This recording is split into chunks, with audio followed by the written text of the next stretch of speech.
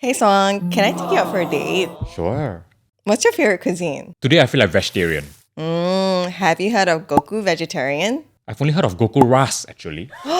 Isn't that the sister-in-law scandal?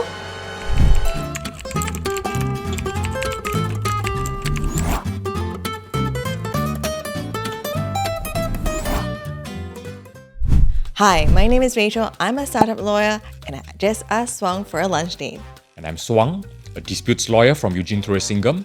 I've just got asked by Rachel for a lunch date at a book. He doesn't sound very happy. He just got asked. In this video, we will be discussing the case of AdCrop versus Goku Vegetarian. And we'll be exploring the question of whether founders can establish a competing business to steal clients and customers away from their existing startup. So, Suang, what happened in the Gala Vegetarian case?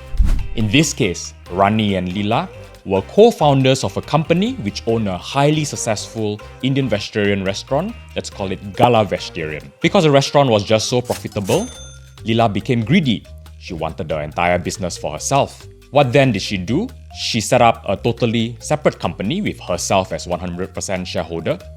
Secretly, she started moving the old company's premises, staff, and earnings into the new company. She then got a rogue friend, let's call it Bisco, to send sham loans into the old company.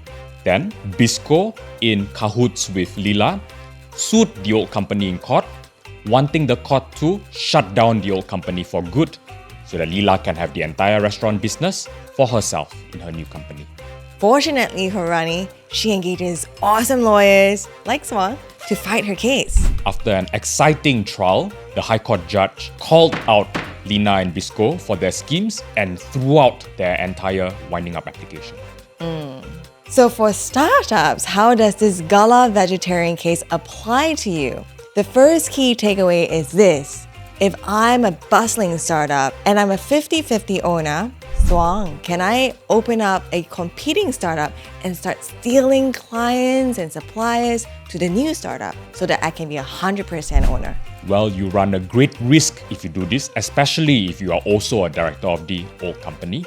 Because if you are found out by the court may well order you to disgorge all your profits back into the old company. And what is disgorge? It's a scary word for return.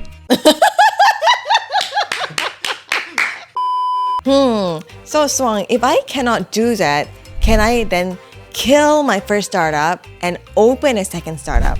Well, if you try to devise a clever scheme to use strange transactions to kill off your old startup, again, your scheme may very well be discovered by the court and the court may very well thwart your entire attempt.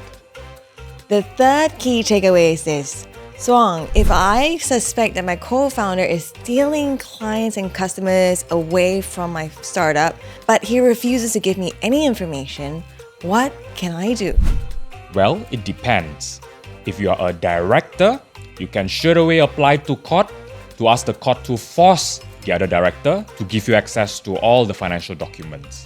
If you are just a shareholder, you will need to review carefully your shareholders' agreements and share subscription agreements. That is because in the startup space, the shareholders' information rights are normally found in the contractual documents.